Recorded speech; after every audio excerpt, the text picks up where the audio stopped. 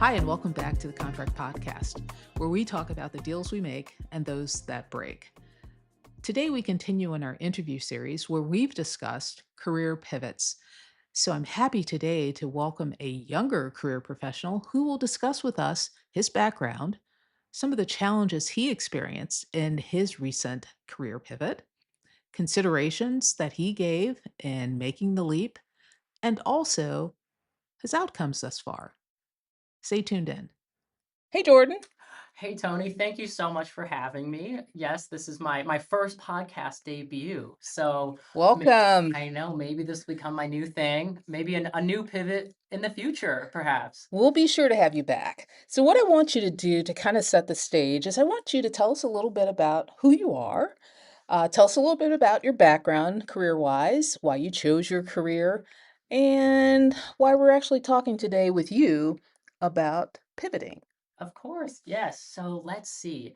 I went to school and studied, I know, school, shocking, and studied mathematics and criminal justice Oh, and wow. did some work with statistics and data analytics and got some exposure to computer programming. Okay. And shortly after school, I worked for a courthouse Nice.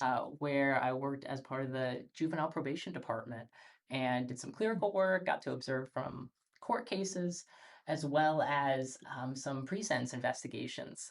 And it was, yeah, just great exposure to the workforce, particularly working for a government agency.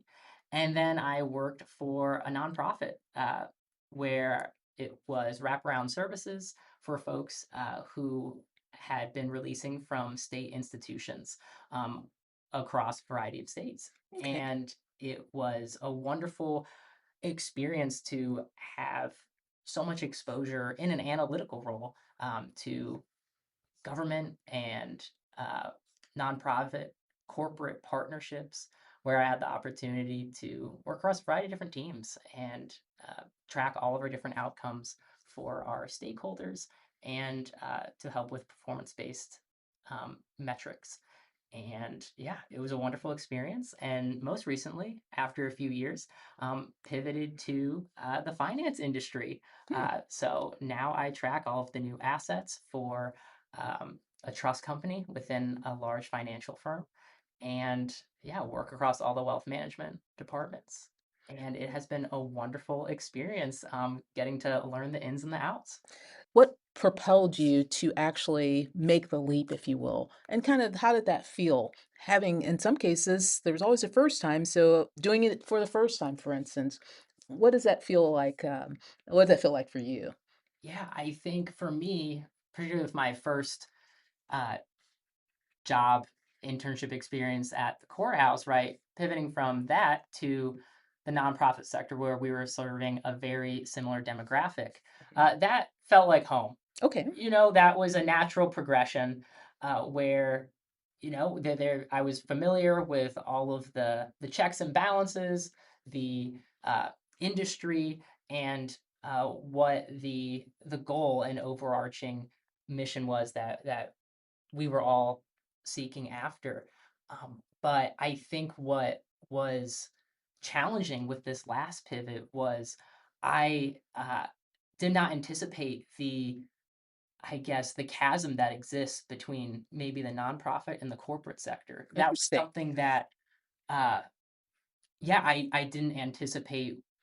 And I think what really opened my eyes to that was I did a professional development program Nice. about a year and a half ago where I got to engage and meet so many different professionals from a variety of different industries, from education, from healthcare, from the financial sector, IT, startups. And it was people at a variety of different stages in their career. And that was a really really pivotal, right? Hmm. To use our Sure. topic, point in my career where I saw the value and the strength it was in that. Oh yeah, there's a lot of transferable skills, and maybe the content is the same, but I think particularly for in a data analyst role, where there are governance structures, technology that is needed to pull and sort information and repackage it in order for the audience to get whatever report or user-friendly piece of information to make a business decision. That's something that transfers to a lot of different industries, and that's really Nice. a need, um, that a really cool niche that is needed across industries. And I think that's something I just didn't really understand. Um, and it was something that came to my mind, and I was able to ascertain from that professional development experience. Nice. But what I found to be challenging was that in exploring other industries, it was hard to find others that were maybe receptive to that understanding. Yeah. Um, because when you hear, they're like, "What do you know about stocks or investment securities?" And I was like, "Nothing, It's all new. actually." But it was a really great experience to be able to learn, um, how do you market yourself? How do you uh, put yourself in someone else's shoes and be able to think, okay, what do they value? What Yeah. are they actually after? And how can I demonstrate what I bring to the table, uh, so that we can have a shared understanding and both grow together in that? So um, I think that was a challenge, I Good. think, that I faced early on in the decision to pivot. So it sounds like your decision was rather deliberate and analytical, as you are, and not just instinctive. Mhm, Um, what about when you think about, you talk about the professional development, talk a little bit about your community. Did you have friends or other professionals or even family members that you um, had in your corner that you went to for advice and counsel and support once you made the pivot, particularly trying to navigate new settings, new people, and changing work, as we all know, is a big deal. It impacts every part of our mhm. lives. So, who'd you lean into? Yeah, I think that there was a few different places that I was able to tap into for support and get advice. A lot of it was through, church community that I'm part of. There were a lots of, particularly at my community, there's a lot of variation in age and a diversity of Mm. experiences. Folks from a variety of different industries. You got teachers and financial advisors, folks in social work and um, government. And so it was being able to leverage, I think, those relationships. And that was something that was really great, being able to just ask questions about, what are challenges that you faced in your career early on? And, walk me through your career journey. I had one gentleman, he was sharing how he didn't go to college, right? He's not the traditional, Yeah, pathway that we think of. And he was able to start out, just cleaning floors, and he worked his way all the way up to where now he um, owns his own sector of the business and nice. is an entrepreneur and very successful. And I'm one of his clients for this particular business. And so it has been cool hearing just people's stories that you're like, oh, I wouldn't have guessed that, or just learning like, oh, there's a lot of, I think we see people at their height of their career, and we don't ever think about, oh, it took a lot of work to get To get there. That's exactly right. So that's perfect. So, Jordan, there are young professionals listening to this podcast right now who may have maybe 3, 5, 7 years of career experience. Maybe they're even in the exact place that you were before your pivot. They may be scared, stuck, or some part of them believes the economy, the labor market, or whatever. It's too dangerous for them to make a true leap in their career. What would you want them to know? I think for me, the what I found to be the case, particularly in this time economically, I think the industry that I came from, there's a lot of layoffs. Yes. There's a lot of federal state funding cuts, and even folks from a variety of different industries. There's from the healthcare industry, tech, even startups that ended up, doing well a year or two, and then Yeah. at the end, just things didn't work out. So I think there's a lot of angst that people are feeling and experiencing. But I think what everyone that I've talked to that has made that pivot now, maybe not running from something, but having a pivot that is purposeful and having a direction. And sometimes maybe you don't know that direction, Yeah. but knowing that, hey, I need to make a change and I know where I want to be and taking steps toward that, I think that is what is really beneficial and gives people the footing even in a climate where there may be none. Now, of Mm. course, making wise decisions, right? Not everyone can just pick up Yeah. and leave. It took me almost 2 years to find a new gig. I Wow. would make it to the end of interviews. I'd make it to the final round, and they'd be like, "I'm so sorry, went another way." Hmm. And I think that the encouragement in that was that I was so close and I was completely qualified, even though being to get that rejection. So I think there may be a lot of rejection that you face in that pivot or in that process of pivoting, but that shouldn't be a deterrent for making that. I think doing that in the face of that adversity, those challenges, and taking steps toward that is ultimately where you're going to see that long term growth and where you want to be. There's no guarantee, of course, but there, I think, are some practical and really hard fought wisdom in taking it. Just the little steps day by day, and eventually you'll see some growth. So, what you've shared with us today is the one thing that no research or professional development classes can really capture.